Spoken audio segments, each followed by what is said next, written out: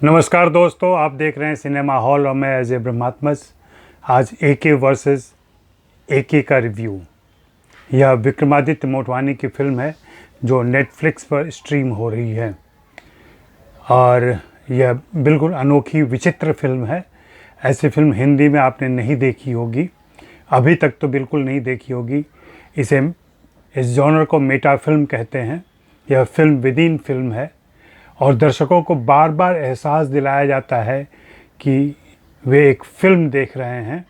और फिल्म देखते हुए इसमें कई बार आपको कैमरामैन भी दिखाई पड़ेगा, सारी तैयारियां भी दिखेंगी और साफ पता चलेगा कि कुछ कैरेक्टर चल रहे हैं, उनके पीछे कैमरा चल रहा है और फिल्म शूट हो रही है। तो ये रियल वर्सेस रील भी कह लें इसको। इसमें कुछ विभ्रम है, कुछ यथार्थ है, कुछ सच है, कुछ कल्पना है और कुछ दोनों को जोड़कर बनाया गया है। और इन दोनों बातों को समेटते हुए जिन दो कलाकारों ने यह चुनौती स्वीकार की है इस फिल्म के लिए और मुख्य भूमिकाएं निभाई हैं, वे अनुराग कश्यप और दूसरे हैं Anil Kapoor. AK versus AK, आप किसी भी एके को पहले मान लें। और इसमें हम सभी जानते हैं कि अनुराग कश्यप एक डायरेक्टर हैं और अनिल कपूर एक स्टार हैं। और ऐसा कहा जाता है, फिल्म के अंदर बताया गया है कि अनिल कपूर अब धूमिल स्टार हैं और अनुराग कश्यप, जिनकी फिल्में बिल्कुल नहीं चली हैं, वे भी कुछ नया करना चाह रहे हैं। विक्रमादित्य मोटवानी की यह सोच जो अविनाश संपत की स्टोरी थी, ऐसा कहते हैं कि 7 साल पहले उन्होंने इस फिल्म के बारे में सोचा था। तब शाहिद कपूर मुख्य भूमिका में थे और तब फिल्म का नाम एके वर्सेस एसके था। अब यह एके वर्सेस एके हो गया है क्योंकि दोनों का नाम का इनिशियल ए और के है। इसमें अगर आप फिल्म के जानकारी नहीं रखते और फिल्मों की घटनाएं आपको ठीक से मालूम नहीं है कि इंडस्ट्री में क्या क्या होता रहा है पिछले 15-20 सालों में, तो हो सकता है फिल्म का आनंद लेने में थोड़ी सी दिक्कत हो। बैक स्टोरी भी साथ में चलती रहती है और किस्सा शुरू होता है अरविंद कालीचरण के ही समय से। यह फिल्म अनुराग कश्यप ने सोची थी अनिल कपूर के साथ बनाने की। ऐसा कहते हैं कि अनिल कपूर ने फ़ोटोशूट भी किया था इसके लिए और फिर बाद में किसी कारणवश यह फिल्म रिजेक्ट कर दी। फिल्म के अंदर इस बात की चर्चा आती है एके वर्सेस एके में कि ऐसा क्यों हुआ था और क्या सोचा गया था और क्या अनिल कपूर की तब राय थी। इस बीच दोनों के बीच एक मामी फेस्टिवल का दिखाया गया है। मामी इंटरनेशनल फिल्म फेस्टिवल में उनके बीच वार्ता हो रही है जो लोगों से, एक मास्टर क्लास की तरह। और वहाँ पे दोनों एक दूसरे से भिड़ जाते हैं और किसी बात पर जब उनसे सवाल पूछा जाता है कि किसी भी फिल्म के लिए एक्टर महत्वपूर्ण होता है कि डायरेक्टर महत्वपूर्ण होता है, तो इस पर दोनों की राय अलग है। वहाँ दोनों एक दूसरे पर छींटाकशी करते हैं, एक दूसरे की व्यक्तिगत आलोचना करते हैं और अनिल कपूर ज़्यादा अग्रेसिव होकर अनुराग कश्यप का लगभग अपमान करते हैं। यह सब कुछ ड्रामा हो रहा है, ये आप मान कर चलिए। इसमें सच्चाई नहीं है क्योंकि यह फिल्म के लिए गढ़ी गई स्क्रिप्ट है। अनुराग कश्यप इस बात से बहुत दुखी, अपमानित महसूस करते हैं, ह्यूमिलेटेड महसूस करते हैं और वे फिर एक अगली स्क्रिप्ट तैयार करते हैं जो लेकर वे पहुंचते हैं अनिल कपूर के पास। अनिल कपूर इस बात के लिए साफ मना कर देते हैं, वे तो सीधे मुंह बात भी नहीं करते हैं उनसे। लेकिन अनुराग कश्यप उनके पीछे पड़े हुए हैं और आखिरकार वो बताते हैं कि उनको यह फिल्म करनी चाहिए और इसलिए करनी चाहिए कि अगर उन्हें अपनी बेटी को वापस लाना है क्योंकि उनकी बेटी किडनैप हो चुकी है। बेटी मतलब सोनम कपूर। और यह भी स्क्रिप्ट का हिस्सा है। अब 14 घंटे के अंदर अनिल कपूर को बगैर पुलिस की मदद के, बगैर किसी और की मदद के खुद से खोजना है बेटी को। लेकिन इस फिल्म में पुलिस भी आती है, परिवार के लोग भी आते हैं, हर्षवर्धन कपूर भी आते हैं, बोनी कपूर भी थोड़ी देर के लिए आते हैं और अनुराग के माता पिता भी सीन में आते हैं। तो कहानी इस तरीके से आगे बढ़ाई गई है और रोचक बनाई गई है कि यह एक थ्रिलर का आनंद देती है। 1 घंटे 48 मिनट की यह फिल्म एक समय के बाद ऐसा बांधती है कि आप हिल-डुल नहीं सकते अपने घर में बैठते हुए भी, और घर में बैठकर देखते हुए भी बिल्कुल पलक नहीं झपकने देंगे, क्योंकि बिल्कुल अनप्रेडिक्टेबल कहानी है। ऐसी कहानियाँ लिखी नहीं गई हैं और न दिखाई गई हैं। कहाँ क्या होगा और क्या वास्तव में हो रहा है, क्या कल्पना है, क्या स्क्रिप्ट गढ़ी गई है और क्या शूट के समय इन दोनों कलाकारों ने कैसे चीज़ों को परफॉर्म किया है या कुछ इम्प्रोवाइज़ किया है, सब कुछ को बांटना, ये विक्रमादित्य मोटवानी से बात होने पर पता चलेगा कि इसमें कितना सच था और कितना फसाना था।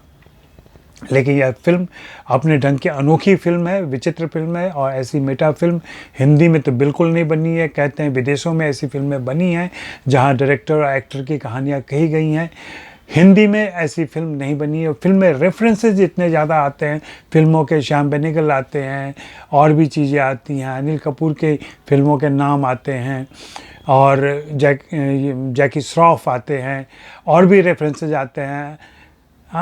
खुद अनुराग कश्यप की फिल्मों के नाम आते हैं, उन फिल्मों की कहानी आपको मालूम हो, उसमें नवाजुद्दीन की भूमिका मालूम हो, नवाजुद्दीन का कैरेक्टर आता है, तो कहीं ना कहीं आपको फिल्म हिस्ट्री से और फिल्म हैपनिंग से वाकिफ़ होना ज़रूरी है इस फिल्म के लिए।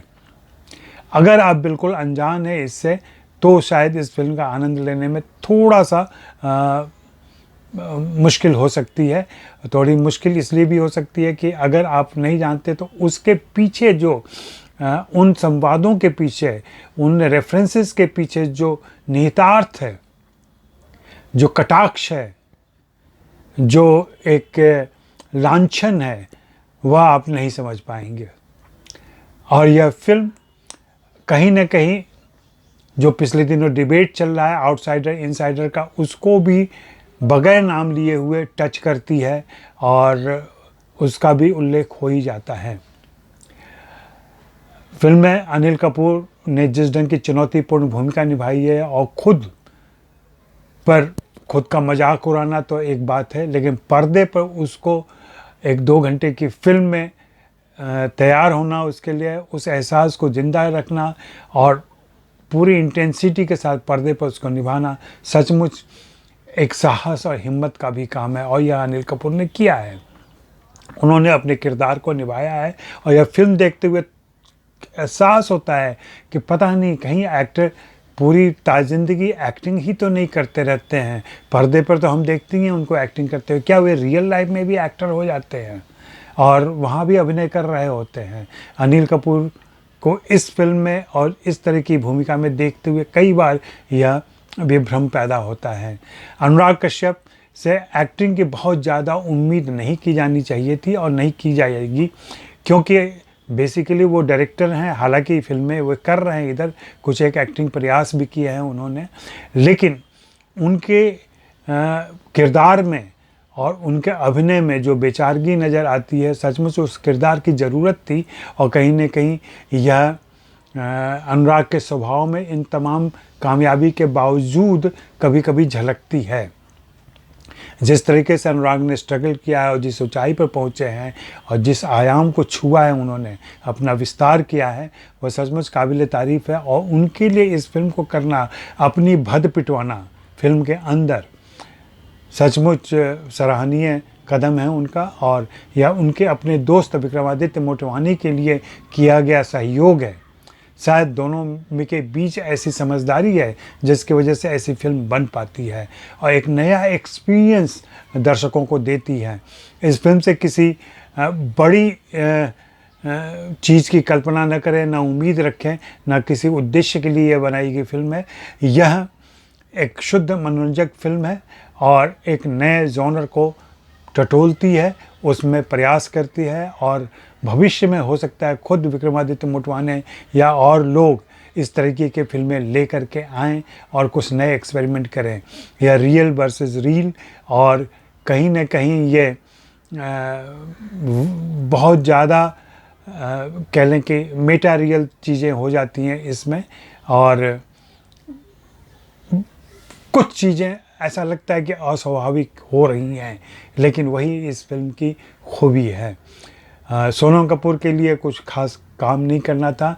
हर्षवर्धन कपूर ने अब थोड़ी देर की भूमिका में अपना अंदाज दिखाया है।